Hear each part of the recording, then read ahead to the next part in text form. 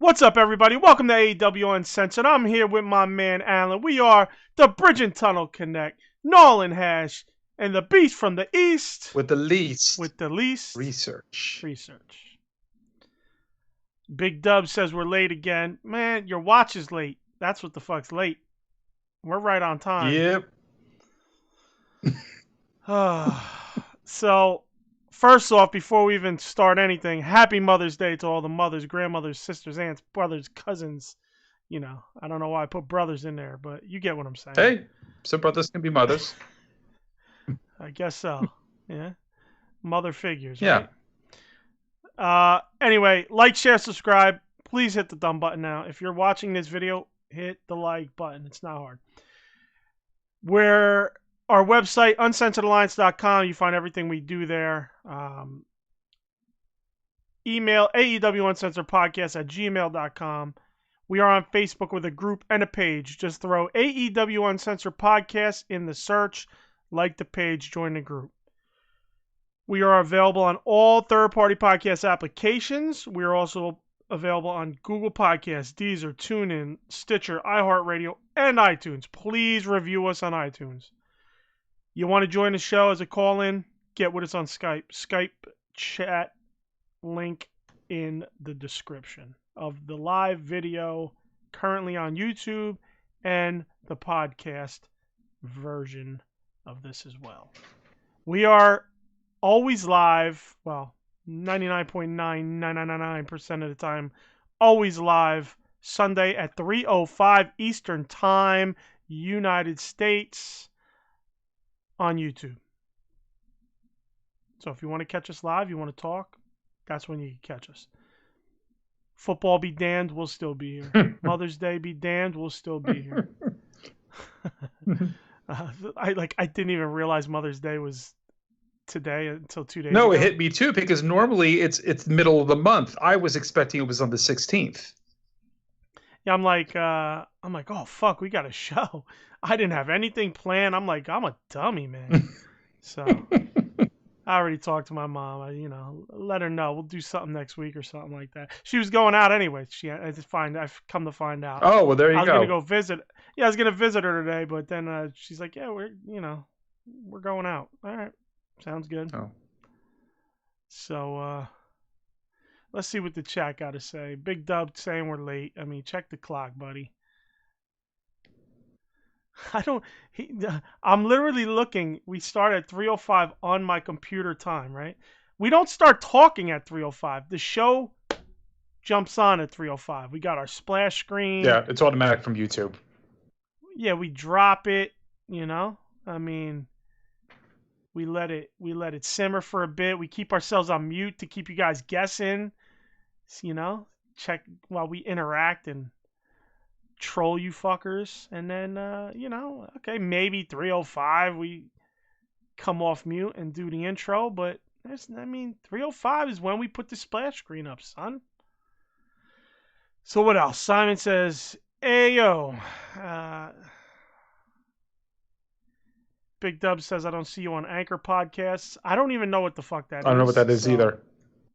Yeah, if you got to go and put that on something by itself, then yeah, it might not be. Because if you have to manually do it, might not be. But we are pretty much on. If there's a podcast application that your phone has, that you don't have to. Most of it automatically goes to there. So maybe Anchor is something where you have to physically sign up. Like you have to sign up for. What's the one that Joe Rogan's on now? Yeah, I can't remember what it's called, but I know exactly what you're talking about. Yeah, it's anyway.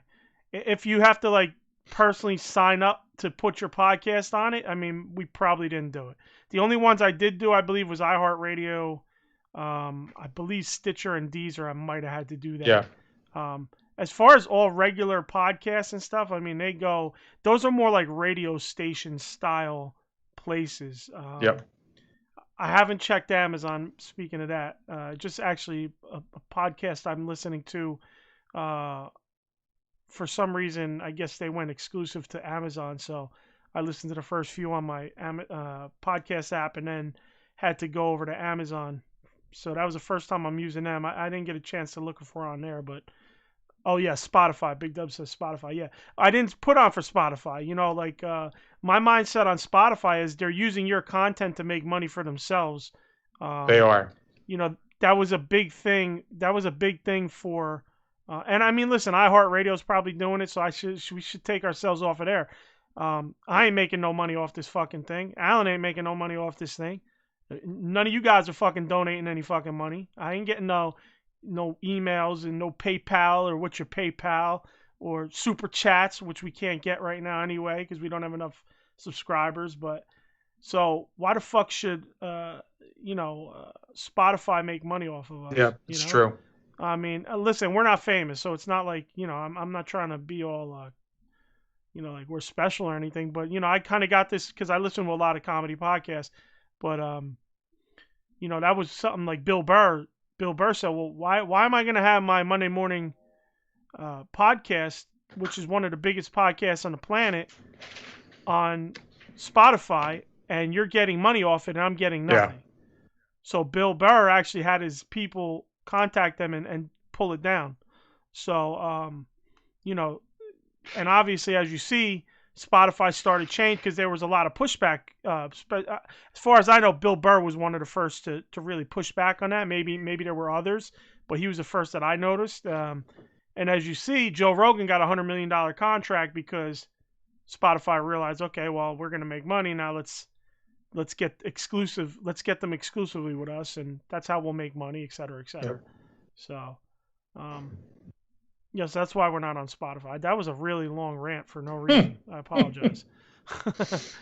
But but that is why I didn't put it on Spotify, because you have to literally go and put it on Spotify. And yes, 8:05 in p.m. in the UK is when we start the show on Sundays for the UK fans. Simon says, P.S. Cody has pissed me off this week. So Simon's in a little fucking tizzy. Well, that's good, Simon, because... That's good. Yeah, we're going to have some fucking tizzy. I was worried that I was going to upset you with today's show because I got a lot. So it's good that Simon's already in a tizzy. Oh, my God. Mom beef. Mom beef in the chat. Simon says, tell your mom I said hi. And Jim says I would if I was talking to her. Jimmy says I'll donate these nuts. All right. Spotify made a few billion off of Joe Rogan, I'm sure. All right, let's get into the nitty gritty, man. You got some miscellaneous we'll discuss, so shoot them. Yeah, so, no idea if this is going to be much of anything, but as most people probably found out, Daniel Bryan's contract has expired. Yes, sir. Apparently, WWE is going hard in the paint trying to re-sign him, but no decisions have been made yet. And obviously, this is newsworthy because, of course, AEW is a possibility for someplace that he could land. I mean, personally, I think that if he doesn't get re-signed, I see him going back to New Japan, but that's me. He was very happy there. Yeah, I mean, I don't think that he'll necessarily jump directly to AEW if he does decide not to sign with WWE. I think he'll probably do the travel thing, travel around different organizations. However, I could see if he does sign with AEW over WWE that they allow him to wrestle other places, which is what he wanted WWE to let him do. Sure. And AEW already does allow that for a lot of their performance. Right. AEW does that, right. So, possibility. I would like to see Bryan Danielson in AEW. So, that'd be cool. But who knows? Don't have my hopes. I mean, honestly, I'd want to see him there for one reason and one match, and that's Omega. That would be a good match. That's what I would want to see. I mean, they've wrestled in the past. But it'd be nice to see currently. Yep. Even though they're both older or whatever. And another thing that I thought was pretty funny, one of many things we're going to laugh about today. So Chris Jericho has announced that he is now senior advisor to the CEO of AEW. It isn't clear presently if this comes with a huge pay bonus, but it's supposed to basically have, obviously, some additional perks. And he was quoted as saying, "I think I literally have a position as senior advisor. I'm not kidding. This was at the time with EVP and everything. I don't want to have anything to do with it. These guys are doing a lot of work with finding sponsors, going with Cracker Barrel, and on the creative side of things, obviously, he's probably going to be very involved, which, of course, we say is not a very good thing, considering what's been happening lately creatively." No, this is not a real position. This is Chris Jericho bumping up his ego. Yeah. Like he has a position and poo-pooing the EVP. Oh, I didn't take an EVP because of XYZ. When reality is, Jericho, you weren't offered EVP. You were brought on, given a hefty contract, and said you would carry the company to start the first year. And that's basically what you did. Yeah. Yes, you have some input. Yes, you're there's an ear that you can spit to, but the reality is you're just another wrestler in the company. You're just one of the guys that, kind of everybody's leaning, they lean on you a little more than they would, some of the younger guys, because you're a vet that's been around, and they're kind of showing you a little more respect than you should be getting, I think. But like I said, I've never been a Jericho fan. I started to kind of dig him in AEW. I was like, he's it's different than when I used to see him back in the day. But I mean, the more and more as it goes on, I'm going, oh my God, Chris Jericho all over. The fucking fingerprints are there, man. Yep. You do not even need evidence to fucking arrest this guy if he was in the fucking crime. No. Because it's obvious as fuck. All the calling cards. Yeah, and we'll discuss this. He obviously had a number of issues, so to speak, with the show on Wednesday. But yeah, we'll get to it. But yeah, he is not the guy at the moment who should be listened to from a creative perspective. He's the guy who needs to be pushed to the side so that you can listen to somebody else. Like that, again, that's another reason I would want to see Daniel Bryan in AEW for all the good it would be worth. I'd love to see him be somebody who Tony Khan would actually listen to, but who knows? But speaking of which, Tony Khan kind of had a little shot thrown at the competition, saying that he wants the fans to see fresh matchups and not the same matches for 17 weeks in a row. He says, "I don't do really cheap disqualifications to prolong something. There are other wrestling programs where you see multiple DQs and countouts in a week. I believe in giving the fans a finish to the match. I believe in not false advertising programs and people. I might hype something I really believe in, but there's a big difference between hyping something and false advertising outright. And I've never done the latter." I don't even know where to begin with this. Many of the matches don't have finishes, period, because all you have is rabble, rabble, rabble. Every match ends with somebody from the back coming out or 5 people from the back coming out. And while it is true, the one thing I will give him is that you don't necessarily see the same one-on-one or same tag team match every week. That is true. That is something that he most definitely has over WWE, who repeats everything every week. But it's always the same type of finish every week, and you rarely get anything clean. Here's the deal. This motherfucker, he has a nerve to be like, we don't want to give you the same DQ finish every week. What the fuck? You're just giving us a different same thing every week. You're just giving us run-ins every fucking no week. Contests, basically. Not even they'll finish the match and shit, but then it'll just be this run-in scenario with a big brawl in every fucking other match. Yeah. So you're DQ'd on this. Like, what? We don't do DQs every week. What? Like, here's my take on this, okay?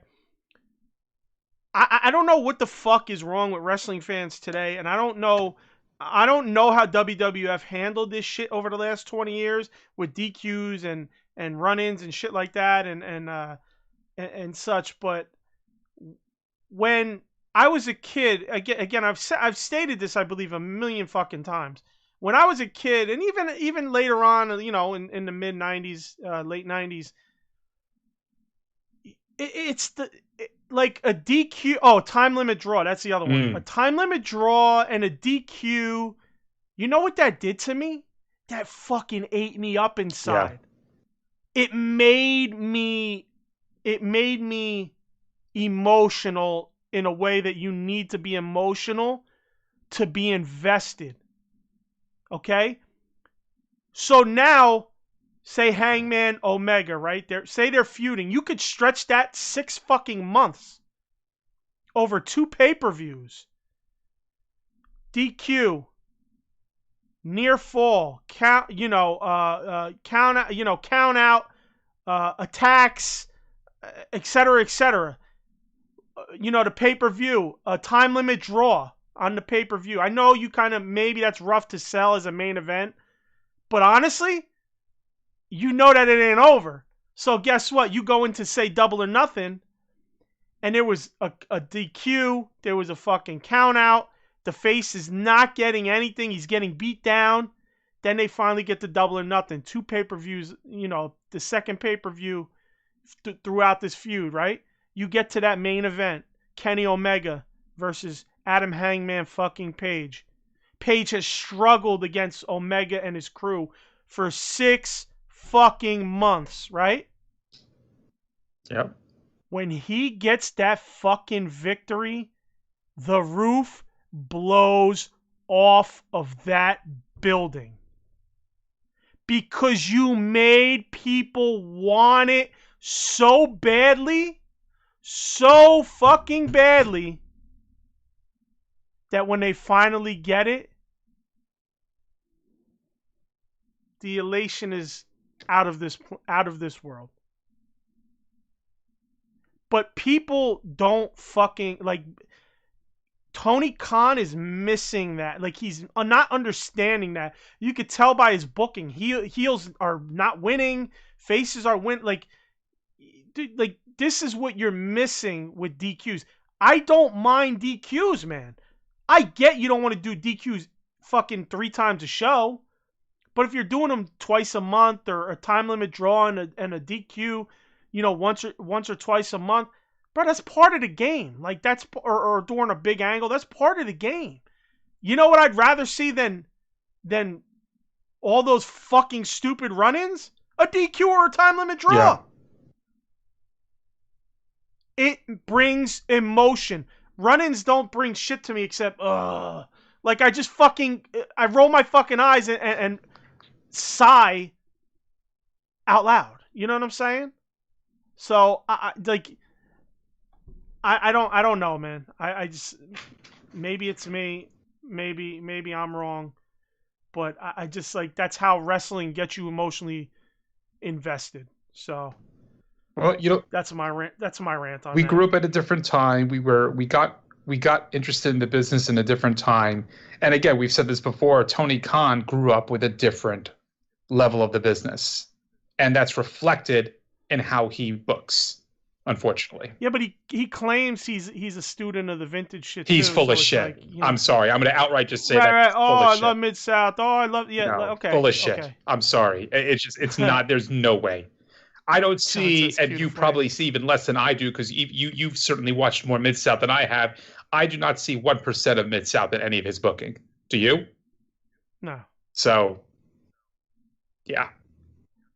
Like, my point is, man, it's all about emotion, and I'm sorry, but DQs and time limit draws bring emotion. Yeah.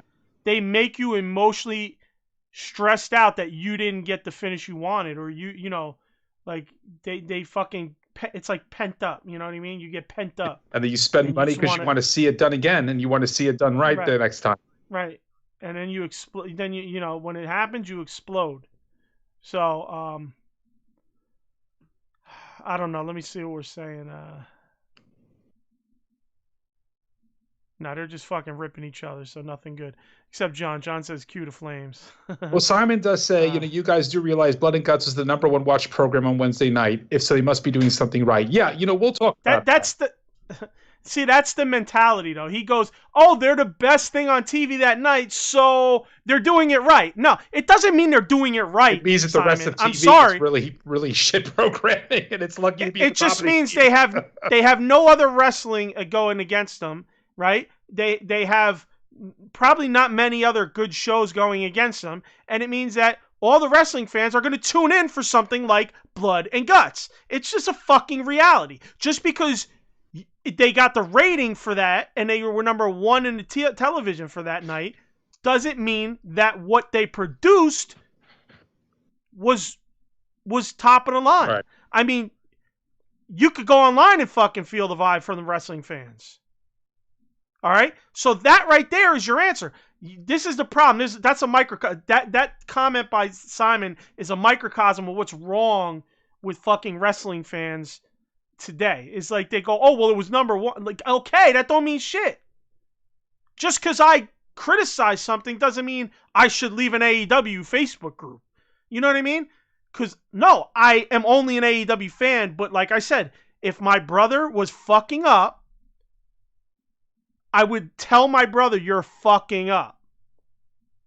You need to fix X, Y, Z.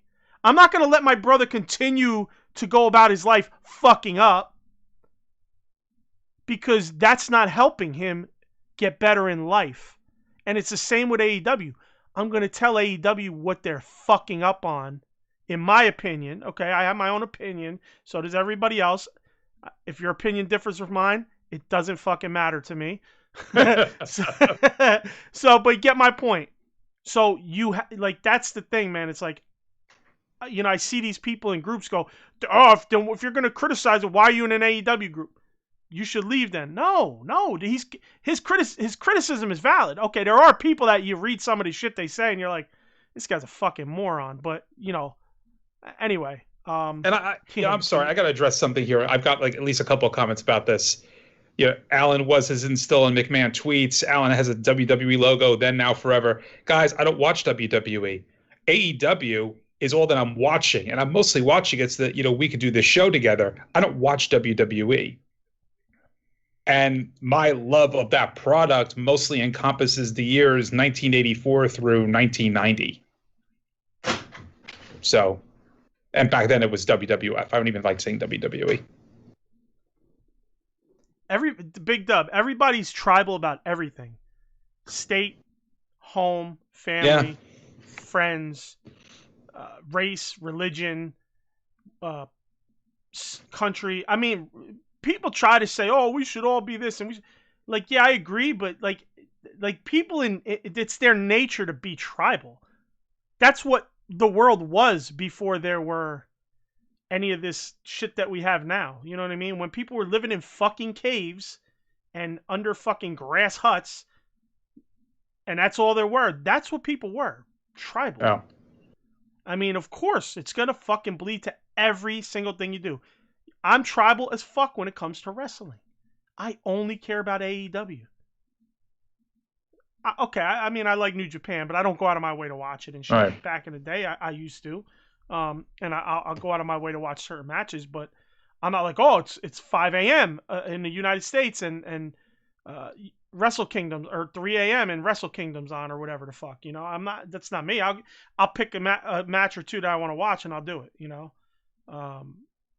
So anyway, that's I mean, definitely I am AEW, fuck WWE. So factual.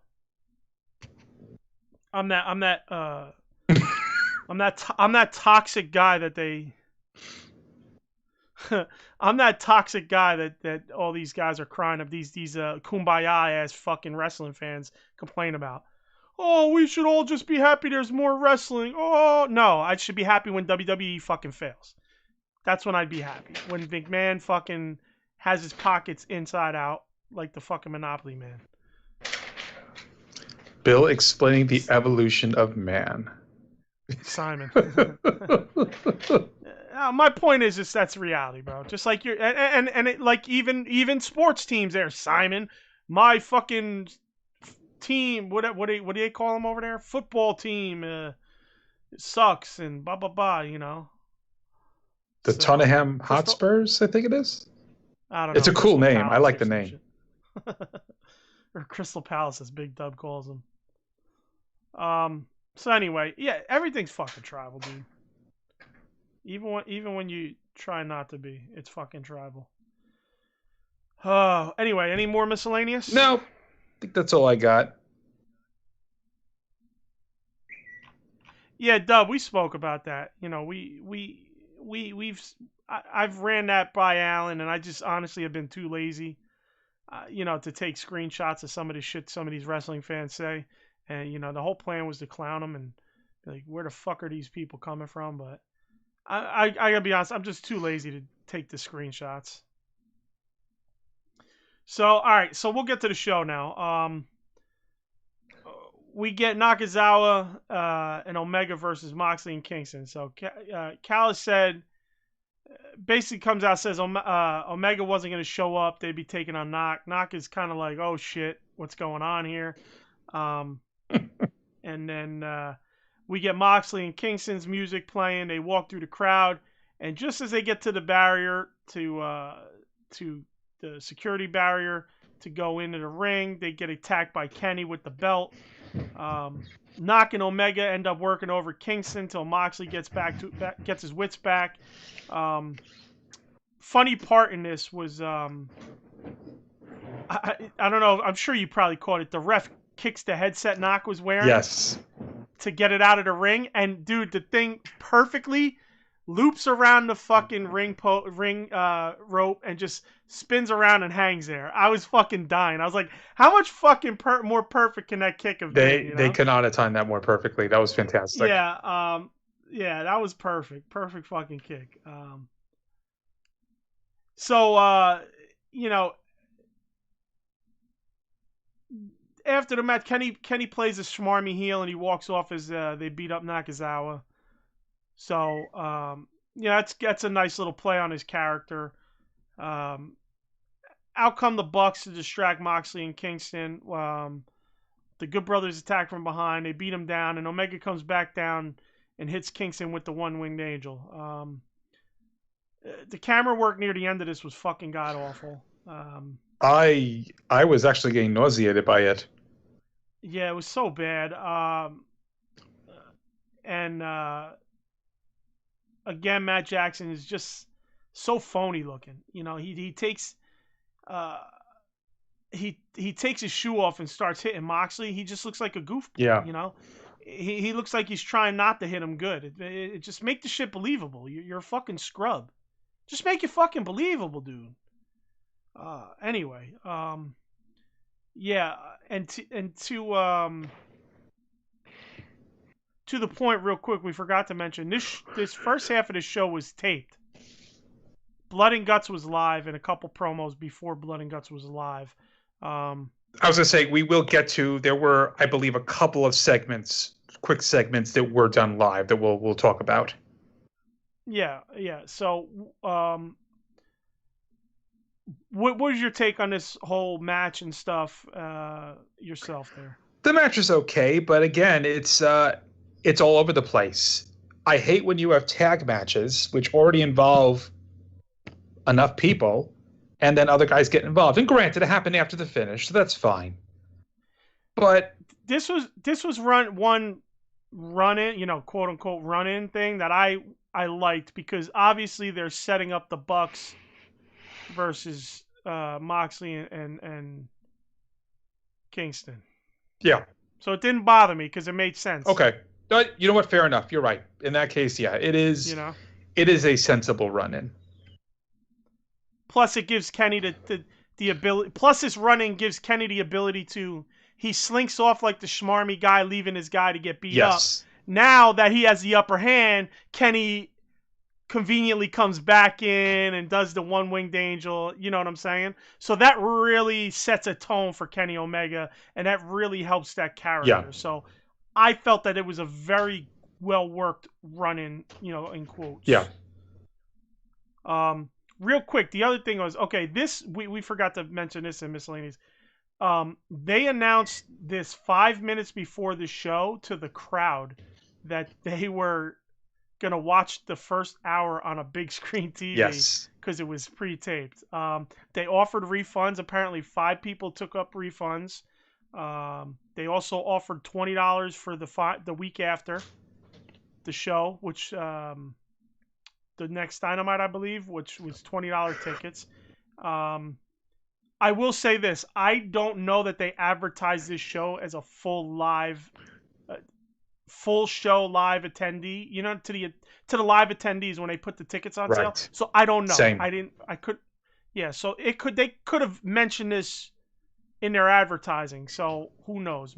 But you know how people are; they don't think sometimes beyond. Oh, I'm buying tickets for the show. Yeah, exactly. And by and large, most of what AEW does on Wednesdays is live. Right. This was not promoted as a pay-per-view. It was promoted as a special episode of Dynamite. So there's no reason why it wouldn't have been live. Yeah. Yeah. Again, like I said, people just expect, hey, I'm buying tickets to the show, so they expect everything's gonna be live. They don't look into fine print or the smaller print. And I shouldn't even say fine print, but So okay, next up, Shida versus Baker for Double or Nothing, like we suspected. Yeah, and pretty obvious. I think it's obvious how that's going to end up, unless we might be mistaken. I don't know.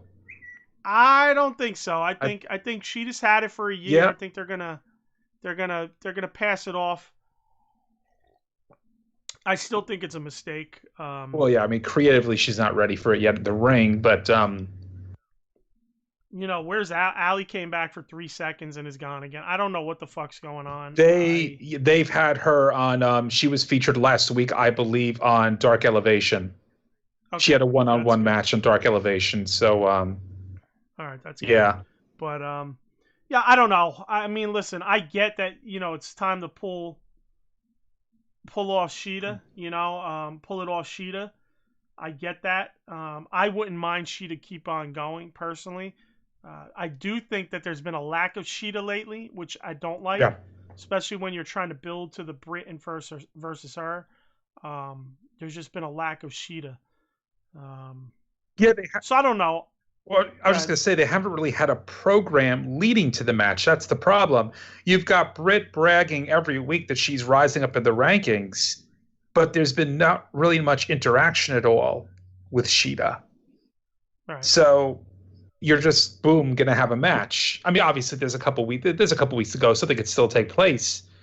But for now, yeah, they're going to have to double time it to actually get a program started to make you care about the feud.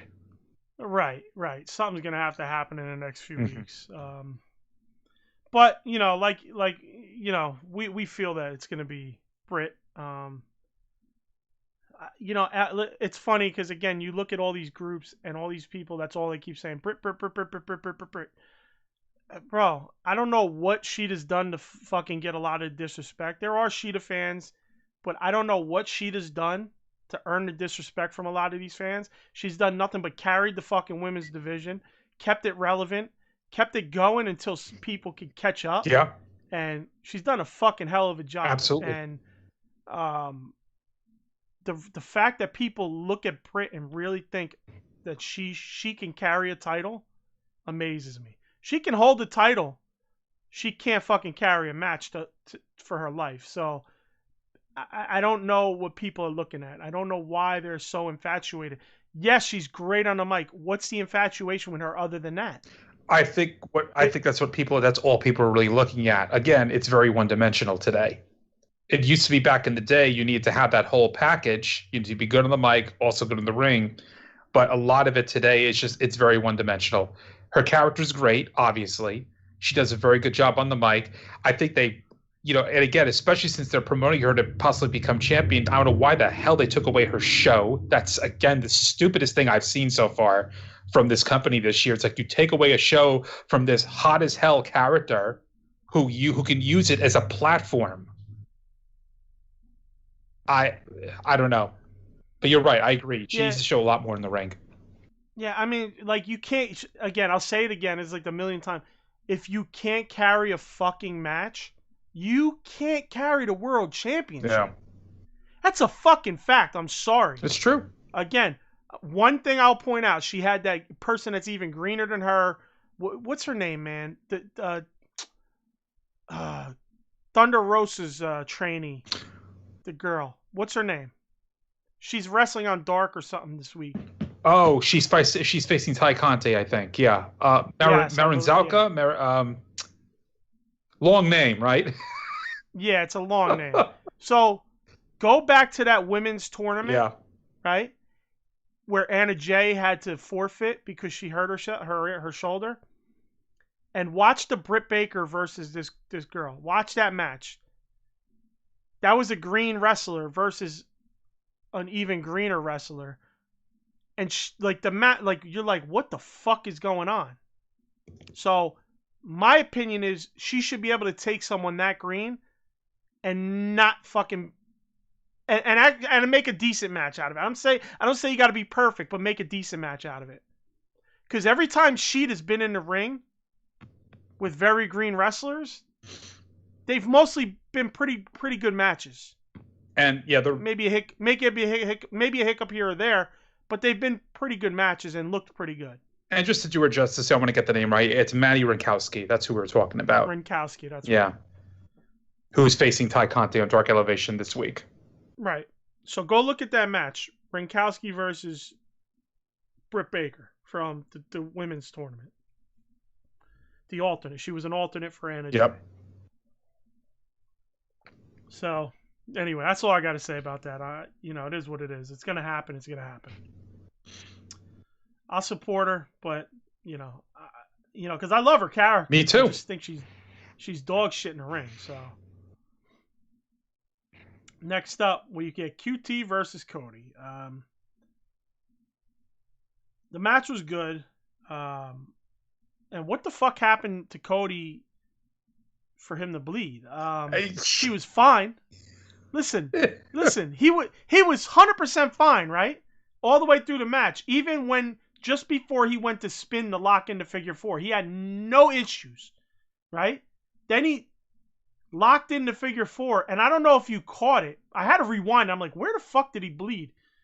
I don't know if you caught it, but all of a sudden he does this across his own face. Yup. He goes like this.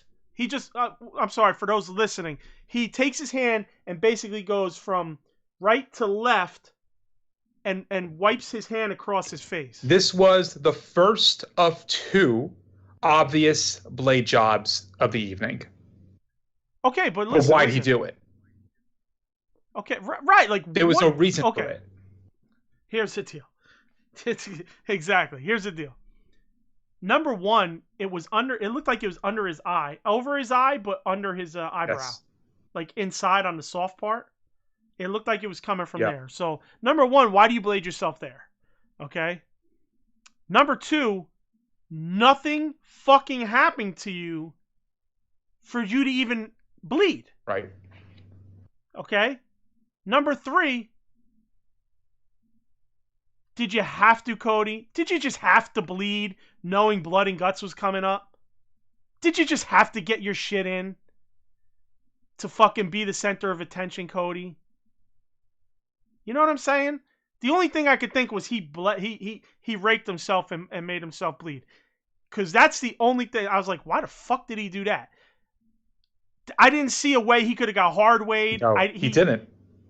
Listen, maybe something happened before he did the spin where he got bumped and it just really didn't open up till he sat down. I don't know. But the rake of his own face kind of made me like, oh, he bladed. Yeah, I was going to say it was too coincidental. You didn't see, I mean, you're right, that possibly could have happened, but you didn't see anything until after he wiped across his face. It's too coincidental that wasn't. And again, I'm wondering if perhaps there was a point in the match where it was supposed to take place and he forgot. And then he realized, oh shit, it's blood. At that point, you fucking. I agree. No. Yeah. At that point, you forget let it go. about it. Exactly. But to your point, you got the ego. You got this blood and guts. Oh, I need to bleed. All right. I might as well just find a reason to do it now.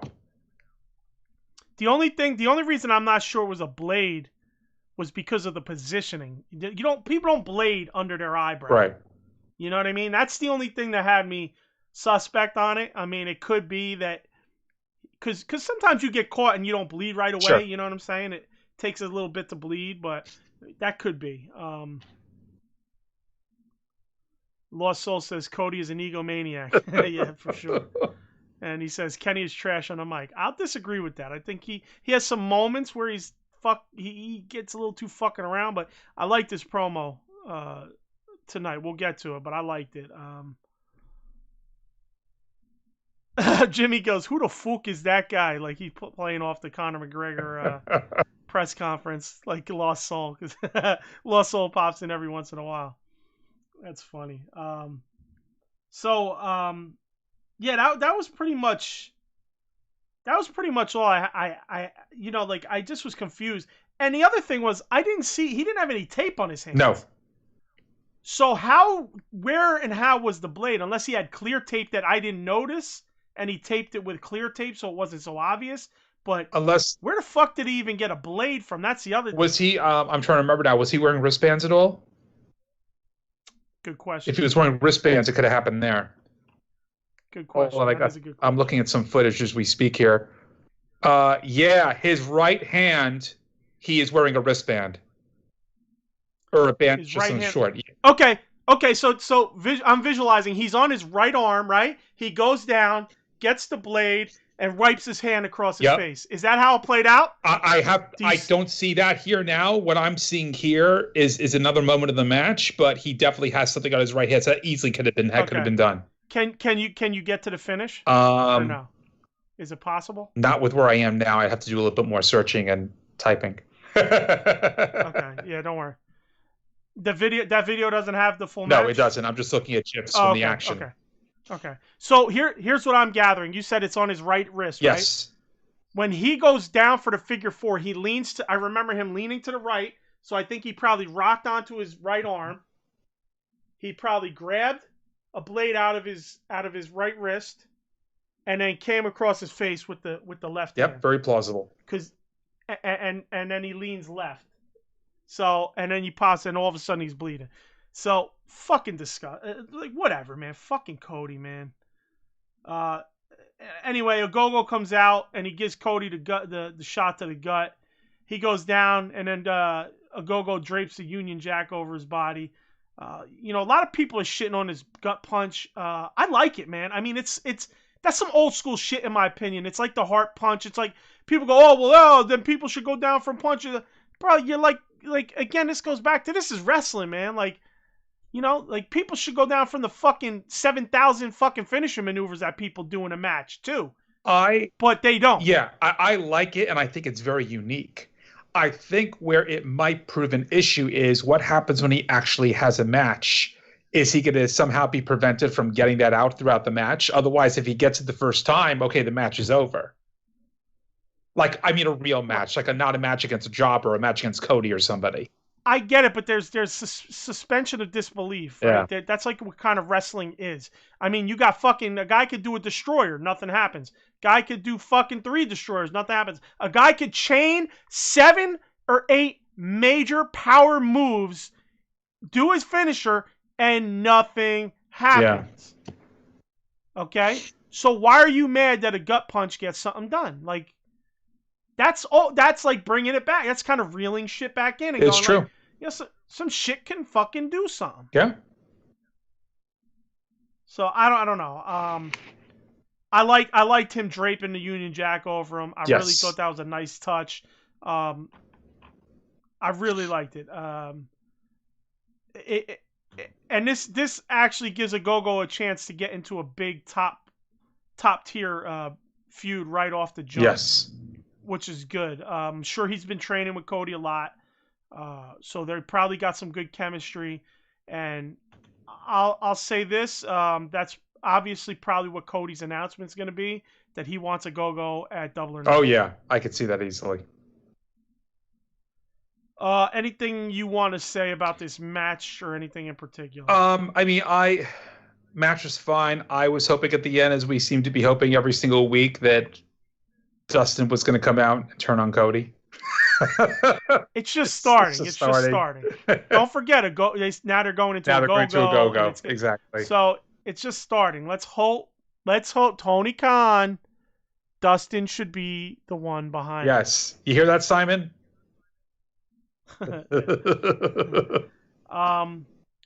Next up, we get an Ethan Page and Scorpio Sky promo. As they're going into it, Ethan's doing some, how they've wrestled before him and Darby. He's the reason he's got the metal plate in his arm, and that's why he wears the face paint with the ding in his head. And as they're all going on, Scorpio actually goes in at Sting a little bit, and as they're rambling on, out comes Darby, runs in, jumps on him, attacks him. They finally get the upper hand. They beat him down, and then they toss him down the stairs. And Darby loves this type of shit. He likes to get tossed around and fucking beat up. I don't know. The dude's a masochist. He's like, he's like Steve-O from Jackass. He just does shit to just do it. This is a perfect setup, though, for Darby to lose the title. Yep, for sure. Later on, actually, was it later on? I believe so, but later on, I thought about it because Miro said he's coming for titles, but later on, Miro does have a promo. We'll get to that, but this is basically next week is going to be Darby versus Miro for the TNT title. Yes. This gives Miro the opportunity to get the title and for Darby not to lose any steam as well. So, and then this is good because it moves him into the feud with Ethan and Scorpio Sky. Yes. So him and Sting could get into that. Ethan went at him, Scorpio went at Sting last week, and with the promo this week. So they're kind of shaping that up. And speaking of Sting, he didn't show up for this. And interesting statistic: Sting did not appear on an AEW program for the very first time since his debut. Yep. So that was good. That was finally give him a breather. Yeah, exactly. But yeah, sick bump off the stairs. Yeah, it was pretty cool. Let's see.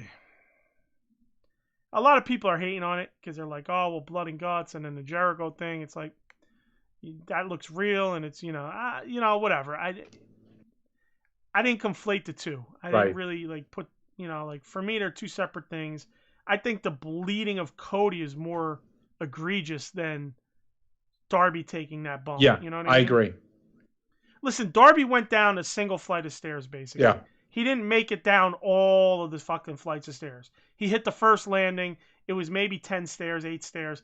It looked pretty. It didn't look too rough, but it's not like he went down a fucking 40 fucking flight of stairs. Sure. Next up, we get Britt Baker versus some Julia Hart, who's from Calgary and who I have no idea. They weren't really talking about this, whether or not she has any relation to the Hart family. No, they actually, I think they said she has no relation to the Hart. Okay, because they did say she's from Calgary. I have no notes, but I believe this went directly to a finish, basically. Yep, submission. Again, what are we doing with Britt Baker? Not giving her real ring reps. What should Britt Baker be getting? Lots and lots of real ring reps. Yeah. And it's weird, too, because I don't understand why on a match like this you weren't giving her more of a challenge. Not a match, I'm sorry, like a night like this. This is almost like a pay-per-view in terms of the level of competition. And this was literally a dark match. So, yeah. I don't know. It's weird. It didn't really make much of a sense to have this match inserted here where it was. Yeah. Simon, just a heads up. Billy Joe Saunders was not winning. The cards came out. He won 2 rounds on all the judges' scorecards, possibly 3. So he was not winning that until he got his face broke. And I've seen a lot of fighters go full fucking fights with their face broke. And I'm not a Canelo fan per se, but, That's pretty tough that he quit on the stool after talking a lot of shit about some. I don't know. Like, I haven't followed boxing a lot lately, but some other guy, he talked shit about Du Bois or something, and yeah, he told me, he's not gonna quit. And he ends up quitting on the stool.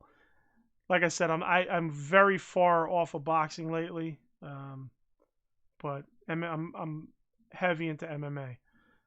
So, but I did watch some clips, and I did see the scorecards that were released. Anyway, sorry for that aside, but they're arguing in the chat about Brits and how weak they are. Who's talking? I think, was it Jimmy shitting on the Brits?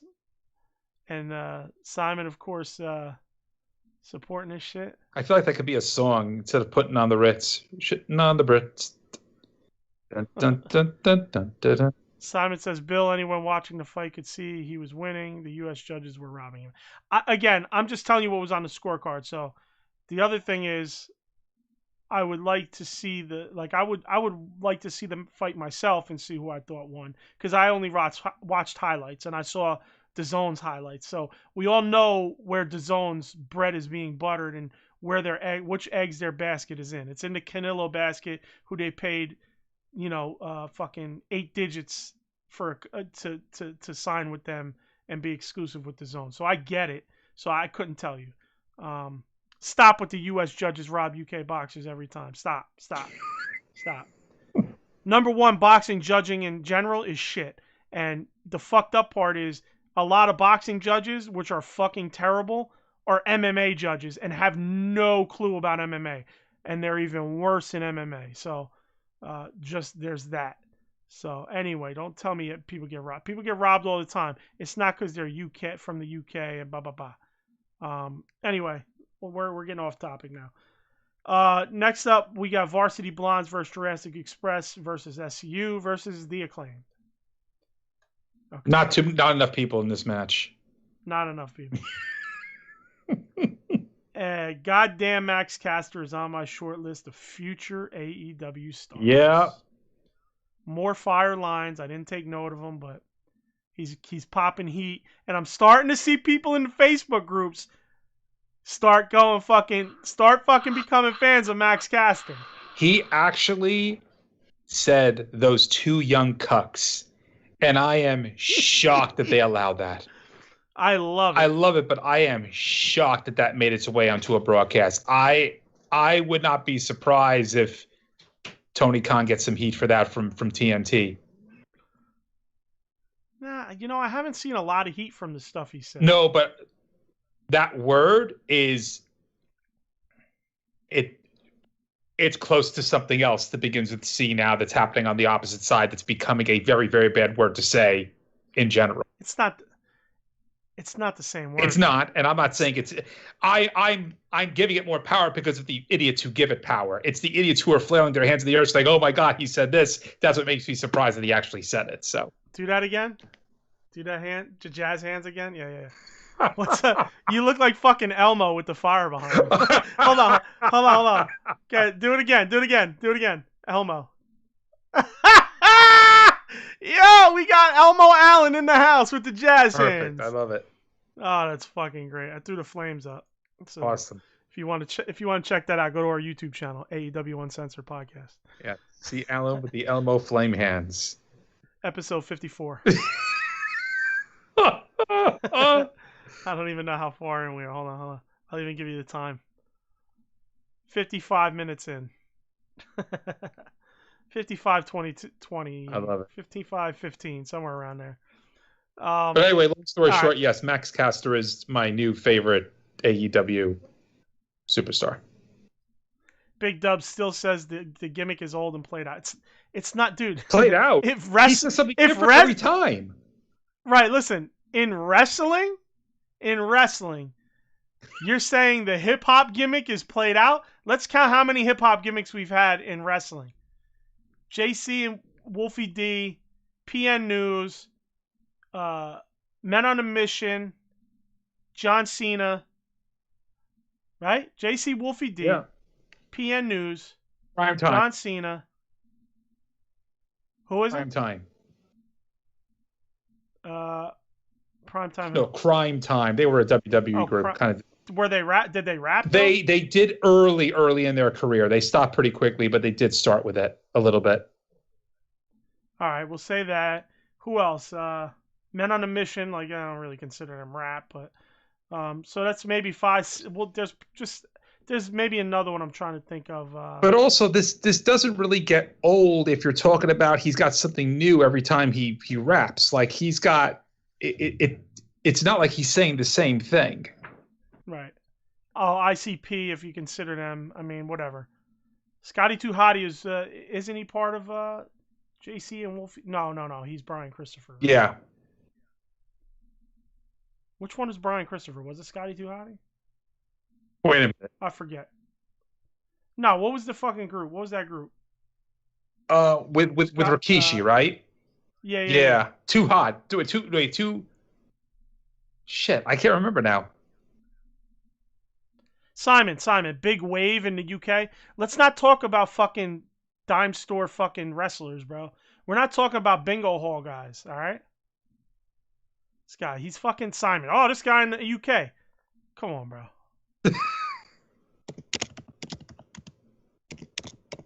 Hold on. Anyway, they're just now literally Simon's going Hacksaw Jim Duggan. Are we kidding right now? Okay, I thought this would be easy as far as looking. Too Cool. That was their name. Too Cool. Too Cool. I forget. Yeah, I forget.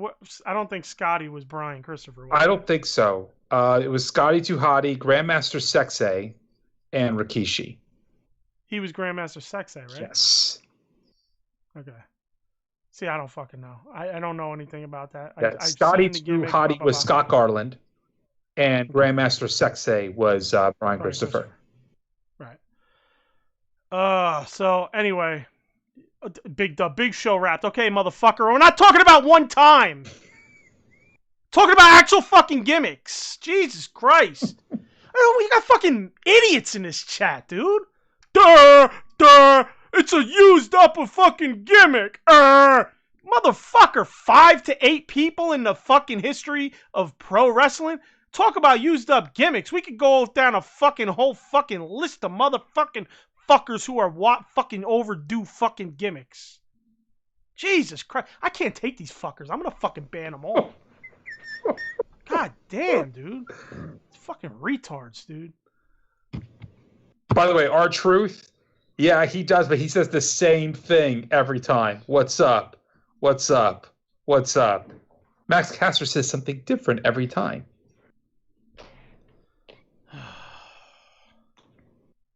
Anyway.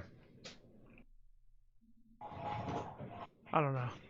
I'm done with these fucking idiots. Watch this.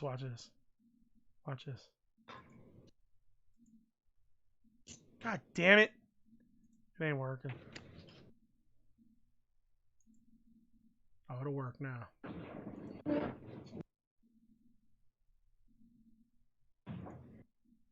Bam! Watch this. Bam! Bam! Oh, no. What? Yeah. Timeout, bitches. 300-second timeout, fuckers. I'm tired of hearing these fucking guys. Blah, blah, blah, blah, blah, blah, blah. Anyway. Back to the fucking matches. Okay. I hate the Luchasaurus double fucking chokeslam spot. I'm so tired. Yeah, I hear you, yeah. I'm over it. It's ridiculous. Yeah. And I fell asleep through most of it. I caught the last few minutes.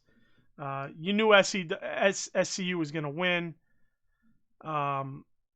Real quick, John says that's why I don't say too much. John, we love you, bro. Like, we would prefer you say more. These guys, if you read these messages, they never shut the fuck up. And they always just try to fucking talk shit. And they make no sense a lot of the time. So, yeah, we'd love to hear from you more, John. All right, so we knew SCU was going to win. It was too obvious with the promos with the Bucks last night. or the last week. I apologize. And why even have this? Why even have this 4-way number one contendership match? You know, like when you know it's going to be SCU. You know, we'll get to this later too, but they telegraph the shit, then they give you a match for it, and you know who's going to win. So it's like you're telegraphing who's going to win that match. Yeah.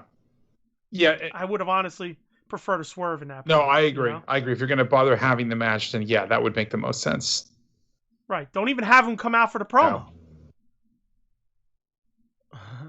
So, okay, let's see. So now the AEW Uncensored Skype chat is awry of these fucking morons because they can't talk in the YouTube stream chat now. So we don't censor people. Uncensored censoring people. Watch this. I could fucking block you here too, you fuckers. Actually, I never did it, so I don't want to fuck up and just delete people by mistake. No. We get a nice little promo and video package for Moxley versus Nagata. That was good to see. Gives it a little extra feel. You know, Moxley has the title down low as he's talking, and he pops it on his shoulder. You know, starts talking some more about it. So that was cool. Next up, we get a Kenny promo. I like this promo. I know that Lost Soul doesn't like the Kenny's promos, but Lost Soul, I mean, was this a thing for you where you weren't happy with the Kenny promo here before Blood and Guts? Because I thought it was good. I thought there were one or two spots where I felt like it was a little off, but overall, like a great promo. Basically, they announced next week there will be a match between two top contenders to see who Kenny's going to go against at Double or Nothing, right? So out comes I apologize. They say it's Pac versus Orange Cassidy. Okay. When they said this, I was very disappointed. All right. I don't mind a Pac versus Omega match, but it's happened 3 times. Yes. Okay. I have zero interest in a Pac versus Orange Cassidy match. However, they haven't wrestled each other, so it's like a new, fresh. That's true. I haven't felt like Orange Cassidy is anywhere near the main event, so it feels very force-fed 3 weeks before the event. He hasn't been anywhere near the top.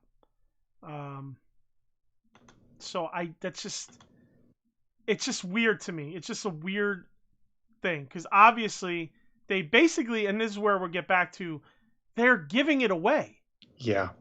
Orange Cassidy comes out, right? He doesn't say anything, stands there. Omega picks him, teases him, takes his glasses off, and you know he gives Pac all this. He gives Pac all this praise. Just have Pac see me, blah blah blah. You know, we're gonna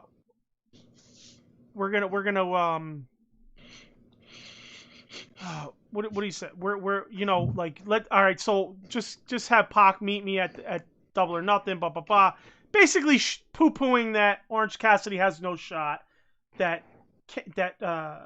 Pac is the better wrestler, but then he gives when Orange comes out, he gives, sure, all these kids like you, and middle schoolers and grade schoolers and high schoolers and people dress as you. So he's trying to build them up too while disrespecting them to his face. So at that point, I just was like, I understand why Kenny, you know, people were like, why is Kenny, you know, just saying let's get the Pac, blah blah blah. Like he there was a reason for it. He's trying to basically say Orange doesn't deserve it, and Orange is, you know, like some people didn't catch that for some reason. I don't know how they missed that, but you know, he obviously went directly and said, "Oh, me and Pac will meet," on purpose. It was to it was to make Orange be looked down upon. You know what I mean? Like he looked down upon Orange, thinking Pac is obviously a better rapper. Jesus Christ, a better wrestler. These guys, this is the problem. I'm looking at these fucking messages. This is why I'm like fucking. I have messages on the Skype chat on my left, the YouTube chat on my right, and they're boom, boom, boom, boom, boom, boom. They're just hitting me with these fucking rapper things. That's why I'm all over the place with this fucking breakdown. So anyway, so that was about it. He basically the other thing that I liked about this was when Kenny came out, he had all the titles with him. The Mega, the TNT, or the Impact, the TNA, and the AEW title. Knock had all the other ones. He had the AEW title, but they came out. They had all the titles with him. What have we been saying? What did we say last week? TK, let us know. And remember, what did Simon say? They recorded the first part 2 weeks before. Mm-hmm. So the live shit, they heard us the week prior. Exactly. They heard us that Sunday. So, these guys, man. There was one thing that bothered me about this whole thing. I mean, the promo was fine. The promo was great, I think. Since when did Orange Cassidy forget how to speak again? He's just standing there saying nothing. Right. And it was a callback to his original character where he just stood there looking like a douche and not saying anything. That just felt off to me that he didn't say a word. Let them take the glasses, just left. I think that's kind of the point, though. You know, he's kind of doing his shtick, you know. I don't know. I didn't like it. It Nostradamus' 2 weeks from, you know, like, or next week. It just, I don't want to know. You're giving me the fucking answer before you're giving me the question. Yeah. You know what I'm saying? Like, this ain't the SATs, bro. Like, I don't want the answer before the question. Exactly. John Lost Soul says any kind of Kenny promos are trash. See, I disagree with you, man. I really do. I never thought he was great in New Japan. I mean, a lot of people are shitting on Kenny. Like, they expect him to be something that, like, they seen him once every 3 months, and in Japan, and when he would do promos, he'd do this very, like, slow talking, so the Japanese media could understand him, and the Japanese people could understand him if they spoke English. So he never was really a good promo over there either. So I don't know why everybody's love for that Kenny Omega, all of a sudden they shit on him here. Like, his promos suck and his work, he's not doing the same shit. Like, bro, Kenny Omega's always been good in the ring. Right. He's going to be great. He's always going to be good in the ring. The problem is you're not used to seeing him every week. You see him once every 2-3 months. And now you're mad that you see him every week and he's not doing this or that. Like, I think I don't know. I didn't see a ton of him in New Japan, but I don't think he's that much different. You know, in terms of his promos, I like it. I like the schmarmy heel, the fucking arrogant heel. Yes, there's parts of certain promos I don't like. Like sometimes he gets a little too cute. You know what I'm saying? A little too over the top. But for the most part, I thought this promo was pretty damn good. There was maybe a little bit here and there that you know, was off. And like John said, maybe a little bit too long. He said went way too long. Sorry. I said maybe a little bit too long, but they were trying to touch a bunch of bases with it. So that's where, you know, there was another character involved. I think the problem, John, is you said it went way too long, but they brought another character out, and instead of that character bouncing off Kenny had to be the guy doing it for both of them, if that makes sense. You know what I'm saying? Whereas a long promo like that would usually have the two guys bouncing off each other. So that's I think that's kind of where maybe you feel it went too long. Let me know what you think on that. Well, that's true. If that makes sense. Yeah, Orange Cassidy had been speaking as well. If you have just one guy talking, it is going to feel long. Right. And I think that's what happened here. It wasn't very long on paper, but it was one-sided. Right. Lost Soul says Bully Ray got in his feelings about Kenny not wearing the Impact belt. I got to see that. If you have a link for that, Drop it, please. I'd like to see that. Well, I mean, if he's going to wear one belt out there, yeah, it should be the AEW one and have the other ones being carried. That makes sense. And then if he's going to be on Impact, wear the Impact title. I honestly would have preferred Kenny come out with the 2 titles strapped across. Me too. And 2 titles on his waist. Yeah, he didn't have to have like a cross bandolier, and then 2 titles on his waist with the AEW being prominent in front. Yeah. Impact behind, like up and behind, and then the other 2, the Mega and the TNA crisscrossed. Yep. That would have been cool. I don't hate that he had Knock wearing them, but it's almost like, why is Knock wearing them? Yeah, it wasn't necessary. Yeah, I also get it that it's like, that's a lot of weight and it's a lot of belts, and if one pops and like then it starts looking funny, So if one button unsnaps, could just make it awkward. So I kind of see it in both perspectives, especially when you're trying to cut a promo. Yeah. All right, so it was on the podcast. All right, I'll look it up. Busted Open podcast. What was next? Next is all right. Then we get that Miro promo. Yep. All right. Where he announces he's wrestling Darby next week for the TNT title. Has the contract, shows Tony. Tony says, yeah, but he's injured. Like he might not make it. He says, nope, there's an injury clause. He says there's an injury clause in there where he forfeits. He's like, but I don't want to forfeit. I want to fight him. Blah, blah, blah. So we know what's going to happen. Darby's not going to forfeit. He's going to come beat up, and he's going to get beat. And then it's going to be Miro as the new TNT title champ. And Alan, something in your green screen setup just keeps popping into the screen, and you look like it's a UFO coming to attack you. Really? Woo, woo, woo, woo, woo, woo, woo. I'm waiting for laser beams to come down and fucking zap. Is it coming from behind me? I see. No, the other side. I see. The other side. I don't know what that is. What do you see? You see it? I don't see it right. Oh, you see it on the replay. I see it on the replay. I'm looking. It's probably just a chroma key setup not working all the way on that side. Yeah. What is that, like your couch or something? Yeah, I'm on my couch. Anyway, I'm just joking because it keeps coming in looking like a fucking, the gimmicky flying saucer from the like cartoons and shit.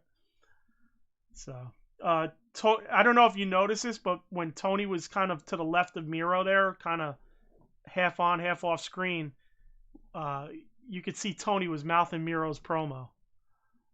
I don't know if you caught that. I didn't see that. Yeah. Like I've seen this before. I've seen it before in wrestling. I think I remember Eric Bischoff used to do this a lot. Did he really? Like he'd be in the ring and you notice his mouth moving with the promo. He'd be like, "That's fun." I don't think I've ever seen that before. Yeah, not a lot, but sure. You kind of see their mouth move a little bit. Okay. Lost Soul says if Miro loses, I will riot. Yeah, he'll definitely win the belt now. Yeah, he's gotta. They got him on a momentum. They again, I get why they're telegraphing, but that was a telegraph. Sure. I understand the telegraph. But this is wrestling again. What hasn't been done a million fucking times? Exactly. So you can't pull the fucking wool over him that easy. Speaking of Shivani with the lip syncing, can he hold the fucking mic already? I'm tired of having Shivani out there for an interview, and these guys just grab the mic and Shivani just backs off and he just stands around there like doing nothing. It's right. Yeah, it's terrible. Right. He feels like me when I'm lingering around like a fucking, at work. I like waiting for manager, like they're talking to people, and I'm like lingering in the background like a fucking creep, waiting for them to get done so I could talk to him. He never gets to keep the mic when he's interviewing these fucking guys. Yeah. Why even have him there for the promo? Like he's got to get Mean Gene on him. Fucking keep the mic in their face. Always put the stick in their face. He's very Mean Gene. He's got the new Shivani has a very Mean Gene-esque vibe to him. The sarcastic, the funny, you know what I'm saying?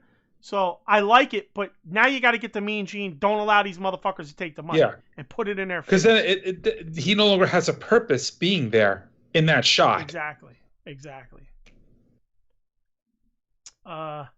Okay. Now we get to the main event. The Blood and Guts. The Pinnacle versus the Inner Circle. Here we go. All right. So the Pinnacle's wearing white. You know what that means. Probably going to be a lot of blood. Sure. They want to show it off. Right. I love the Santana and Ortiz Dead Presidents getup. Yes. You know, if they've done this before, didn't they do it during the I forget. I think it was the brawl, the parking lot. There brawl, was maybe? right. It was either that or yeah. I think that's what they had. I can't they remember. Had done it but before, I liked it. I like it. We got Dax and Sammy starting it off. I thought it was gonna be Dax and Sean Spears. See, me too, because I thought that was established. But whoa, now it looks like a flying saucer with a cock poking out, trying to get in your ear. Oh shit! Really? Yeah, that's hilarious. Watch. Oh shit! It looks like a. That's really weird. I don't know what that is. Yo, your face is classic, bro. I don't know what that people is. Don't even know. Like, you gotta watch the video to see what the fuck we're talking about. But that's funny. Simon says, "What a great match Blood and Guts was." Lost Souls says, "Is Tony in a boy band with the lip syncing in the interviews?" That's funny. He might be.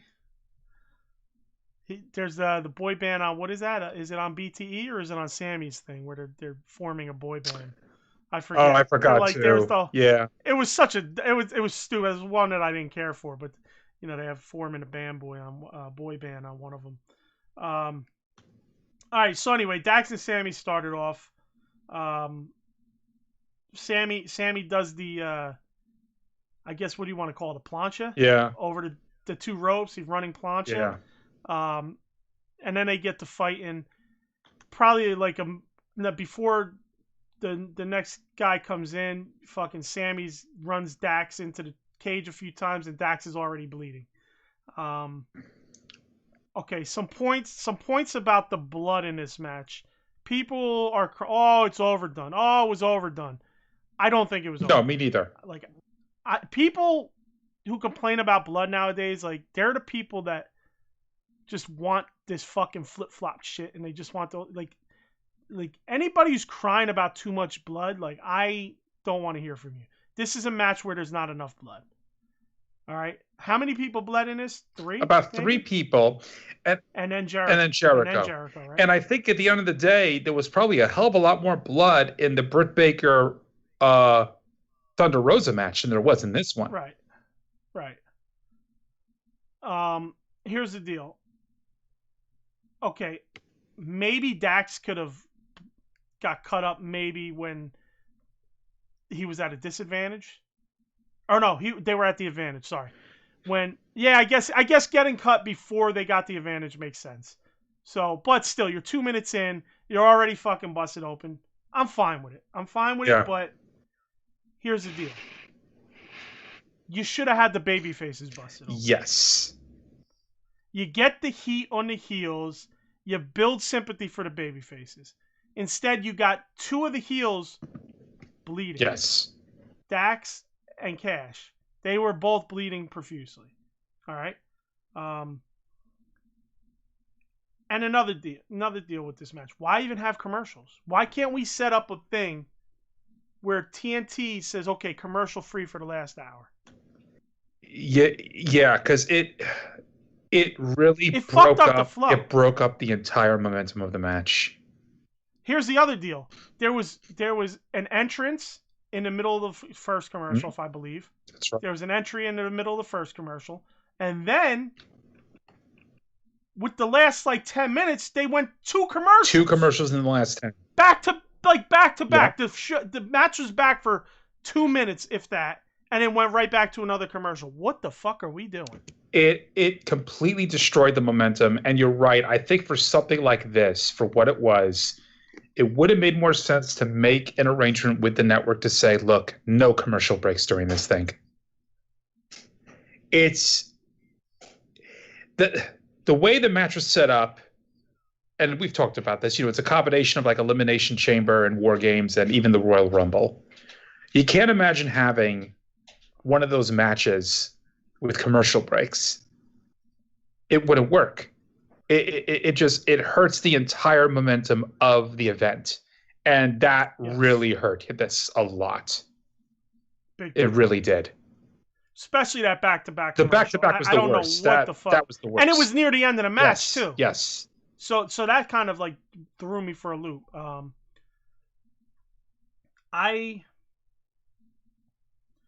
Let me gather where I'm going with this match. Okay. Another thing I didn't like, bringing in weapons from the outside just to start. Yeah. Why? Let that be why you lose or win a match, like whatever. Tully's out there. Use Tully. We'll get to that. Okay. Keep that in mind. Use Tully to get you a weapon. Yep. Right. So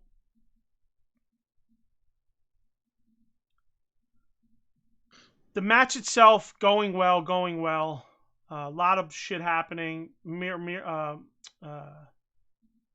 What the fuck's his name? Oh my god, I just was thinking Miro. Him and JK are the big guy. Oh, Wardlow. What? Wardlow. Jesus Christ.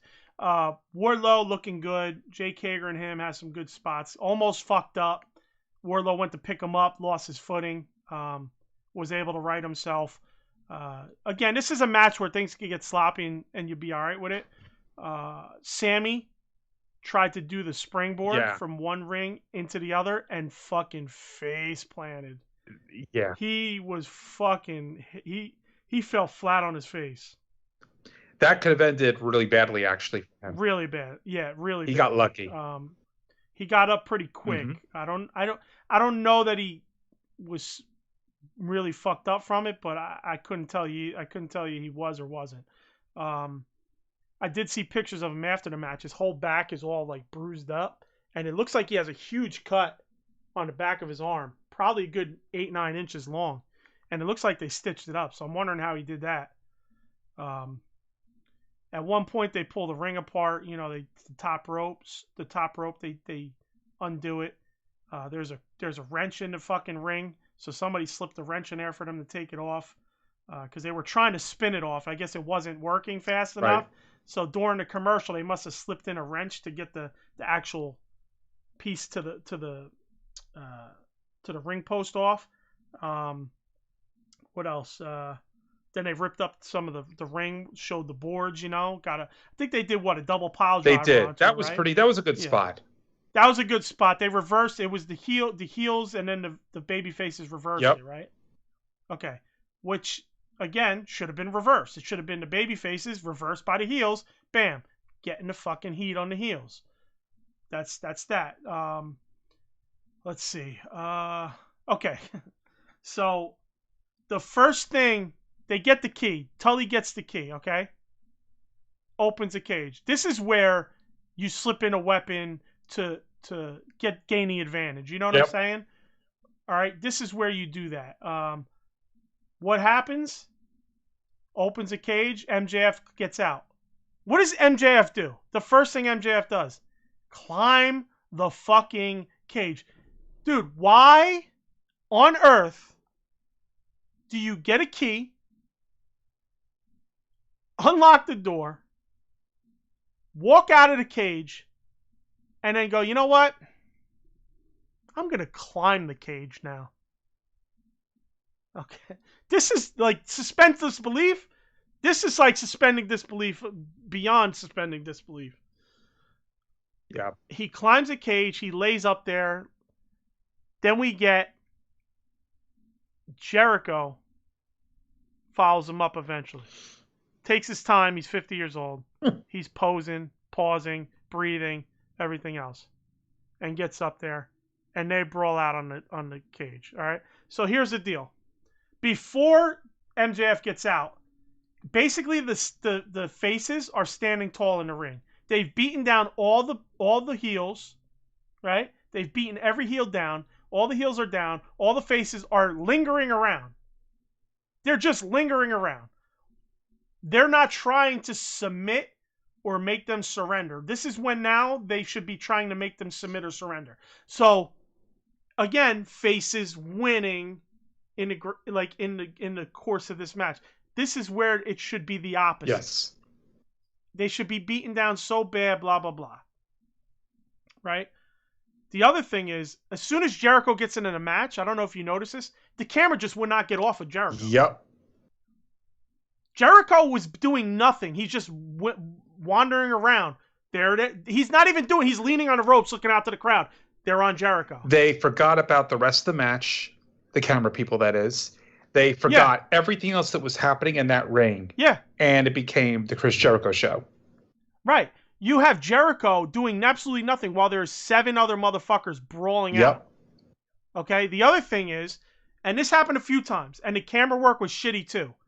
It was almost like, I don't know if there was some of these close-up shots that were grainy as fuck. Like they took a video and you know how like you watch a YouTube video and they'll have the video and then they'll focus onto the person's face. Yes. So what they do is they crop that video and make it like a scene so it looks blurry. That's what it kind of looked like. Not blurry, it just looks not so clean. That's exactly what it looked like at some times in this match.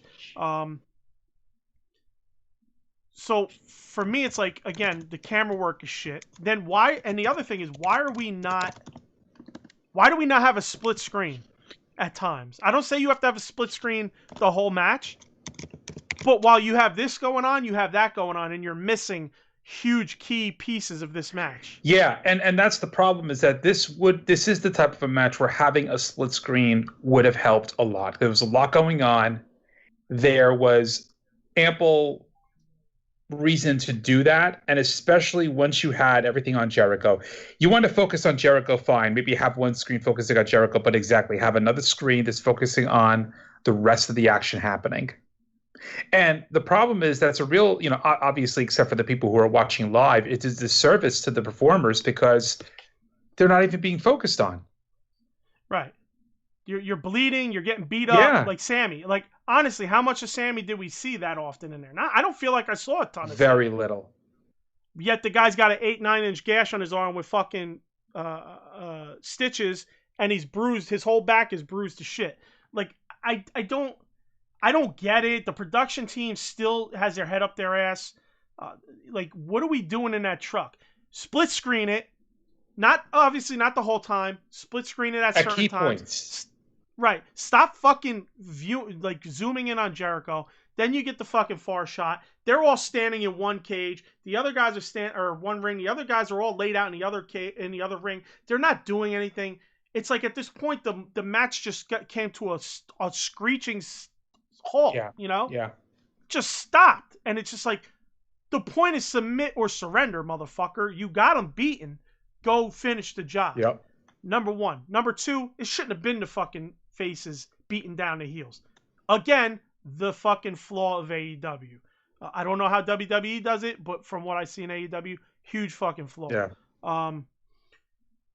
Okay.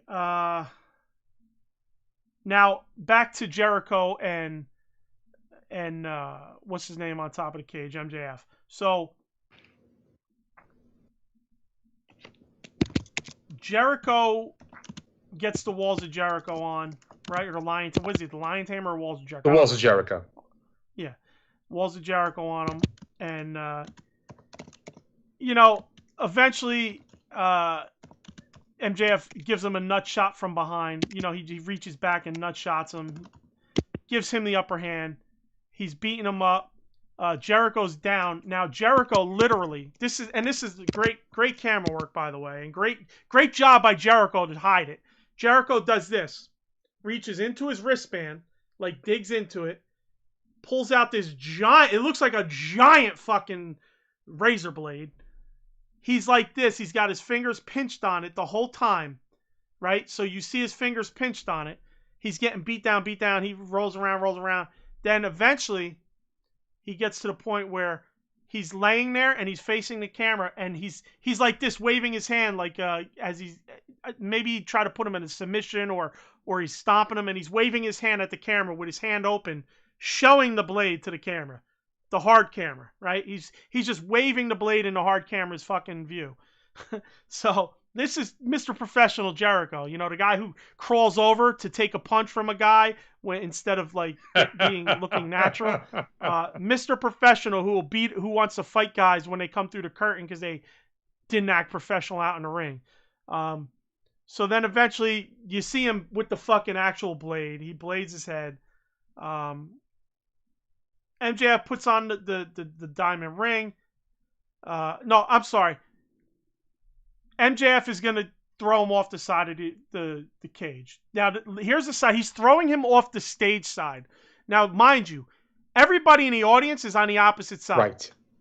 So instead of facing the audience to do this, they face the other way. Okay? So you pay this money. You get an hour of tape TV you have to watch on a big screen. And then this is the match you paid to come see. What do? The finish happens away from you, on the other side of a cage where you can't see. Right? Yep. So Jericho, MJF says, I'm going to do it. Surrender now or I'm doing it. Okay? They're all outside the ring at this point. Outside the cage. You hear Sammy go, we surrender, we surrender. You barely hear him. I mean, you hear him, but you don't hear him. Yeah. Okay? So we barely hear him on TV. If you're not paying attention, you miss it. Right? Nobody in the fucking crowd knows what's going on. And I actually heard this from someone who called into a show I listened to, and they said that we didn't I heard what happened. I'm glad I heard what you guys said because we didn't know what was going on while we were at the show. So they don't even know in the house. At this point, Sammy should have a mic. I know it's almost convoluted to give him a mic, and it's like I might have had a semi bit of an issue with it, but I understand it. Now he should have a mic where everybody on TV could hear what he says, and everybody in the crowd could hear what he says. We surrender, we surrender. Boom, boom, boom. Yeah. Have you ever seen like an I Quit match? That's what happens with an I Quit match. They constantly bring the microphone in, and yeah, it is a little convoluted, but for the purposes of the storytelling, it's unfortunately necessary.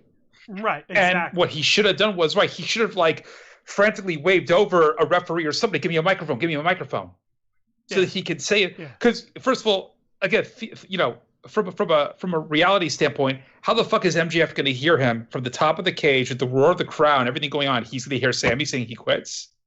Right. So then we get to the point where MJF goes, we won, and he leaves Jericho alone. He doesn't do anything. And of course, he walks around. He puts on the diamond ring. He walks back to Jericho, gives him the right hand, knocks him off the cage, and he lands on the mats. The landing pad. The gymnasium mats that you go land on when you're you're going into the ball pit when you're a kid. Right, the concrete. I don't mind the spot, okay? I don't mind the spot. It's obviously not the height of the cage because don't forget that it was the elevated part of the ramp. Right. So I don't believe it was the height of the cage itself. Right. So that's good. So he's 50 years old. I get it. You knew it was going to be a crash pad, so I didn't expect anything less. I didn't expect them to hit wood or a regular pad or anything like that coming from that height. I will say they could have shot it better. Maybe, kept it off camera. Yes. And just seen him falling. All right. But I mean, you kind of have to show him after the fact, so you will see that the fake, the tape down mats are kind of there, and you know what I'm saying. So it's kind of hard. So I'm like 50-50 on this. I understand it. It's a belief thing, suspension of belief thing. I'm not a big fan of crash pads. They've done it multiple times with big table spots. The spot at the Stadium Stampede with Sammy to finish the One-Winged Angel. Couple off stage things that they did, power bombs and stuff. So I'm not the biggest fan of it. I accept it as part of the show.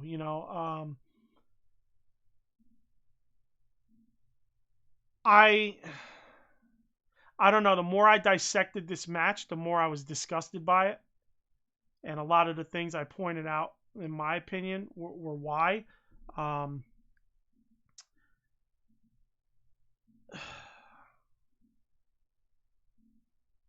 what do you have? Now, I've gave my overview. Even if some of what I have is some of what you have, give me your from start to finish overview of your feelings, some of your notes and such about this match. Well, first of all, like you said, the commercial breaks definitely took me out of it. Mm-hmm. The layout of the match was flawed by the fact that, right, like there wasn't a split screen. There wasn't a way to really pan and focus on everything that was going on in the ring when there's certainly the ability to do that today with multiple camera angles and whatnot. Right. The entire flow of the match kind of went out the window when, like you said, MJF goes in and he climbs the cage. Right. And once that happens, number one, you're sitting there going, what the fuck? But number two, right, it takes away everything else from what's happening in the ring. Mm-hmm. And then Jericho's up there and what have you. There were so many ways they could have gone about the finish of the match to make it more impactful and to make it less embarrassing with what you're seeing. I mean, obviously, you're right. You have to see Jericho, but they probably could have done more of a tight close-up on him where you're not seeing his surrounding. They had a few close-ups of him, which actually looked pretty good. You could have done that without the surroundings. The other thing that bothered me about it, besides obviously how fake everything looked, was that the timing of, MJF waits to shove him off, and then after all the chaos, he pauses and whatever, and then he goes, oh, by the way, thank you. Right. What he should have done was, he's got Jericho up there, and you think he's going to spare him because Sammy gives up. He should have looked him dead in the eyes and go, thank you, and then shut him off. I like that. That would have been so much more impactful and would have made so much more of a statement. Because he said, when this is all done, I am going to thank you for what you've done for this business. Yeah. That would have been so much better than he says thank you after the fact. It should have been thank you, shove. Right. And don't get me wrong, I criticized how in a match how the baby faces had the upper hand. Yeah. However, the right team won, in my opinion. Oh, absolutely, the right team won. I mean, and that's the thing too. I kind of, ironically, even though the faces keep winning, I kind of suspected that the Pinnacle was going to win because the fact that they spent so much of the match getting beat down. There was no way you were going to have that, even with Tony Khan's crappy booking, there was no way you were going to have them spending so much of the match getting beat down and they don't pull it out at the end. Right. So at least from a booking perspective, they got it right. For sure. But I don't know. The entire production, again, and I say this every freaking week, the production of the match is what ruined it. The performers were great. Again, the guy who I was most disappointed was Jericho with the pulling of the blade and waving it around. He should have known better, obviously. But outside of that, the overall performances of the ring were really well done. And they sold the match. Listen, the match itself really couldn't be too bad. I mean, the standing around towards the end, really kind of annoyed the fuck out. Right, because they had the wrong focus. Literally the match. No, but even just the wrestlers in the ring, you get the far shot. You got the bad guys beat down. You got the good guys in the whole other side. Right. And the match just comes to a screeching halt. So, that annoyed me. So that part was bad, but it's almost like this type of match couldn't be bad. They're always pretty good. It's the execution is where the issues are. Yeah. You know what I mean? That's where the issues come from, the execution and the planning and layout of how everything jumbles up into the big ball of goodness. You know what I mean? For sure. Either it's going to taste all right, it's going to taste great, or it's going to taste like shit. I say this is more a little shitty all right. You know what I'm saying? where, you know, if they just did a couple things and executed a little bit better, it could have been pretty tasty. But you know, they as far as like how the end goes and how they shot it, again, they have a history of this. They had obviously the big problem with the ring exploding like a wet fart instead of actually really exploding. There's still something wrong with their overall production that they can't seem to grasp. And I feel that they have enough people in the back who have enough history with these types of matches who can help with the production of the match. Yeah. Again, can I ask you, I forget, with the ring explosion, did they come out and laugh at them after that happened? Who's they? Callis and Omega. Did that happen during that? No. At the end? No, it didn't. They were laughing about it the following week on Dynamite. Right, okay. Yeah. Go ahead. I apologize. I was just curious. Oh, no, it's fine. I lost my train. What was I saying? I don't know. Oh, yeah, I know. So, like Eric Bischoff, right? Eric Bischoff has seen more than his fair share of war games. He's easily somebody you could have brought in to produce this match. Yes. He would have done a good job, I think, just himself even producing this match. Right. I mean, dude, you got Tully and Arn there. Tully and Arn. What am I talking about? Fuck Bischoff. You're right. Tully and Arn. Fucking, they've lived. Yeah, man, you're right. They're enough. They lived the originals. So it's like, I don't know, man. I don't know. I mean, all you had to do was watch every War Games from 87 to fucking 92, 93, no, even 94, and get a feel for like how it should be, you know? Yeah. Damn, I'm trying to remember if War Games went into 95 even. Man, I don't even fucking remember. It's been so long, dude. My memory sucks. But, you know, you're talking, you know, these War Games matches were around forever. Yes. You know? Yes. So, and there's plenty of things to look at. So, I don't know. Simon says, Bill getting annoyed at the heels winning, ? No, I thought that's the way it should have went down. I think the execution of it was shit, and I thought the faces beating down the heels and then literally not trying to do what you're supposed to do and finish off the fucking heels. Like, that's the point of the match, is to try to fucking win the match. Right. So you got to make them submit or surrender. And they just were literally meandering around the ring with each other. Like, I don't know.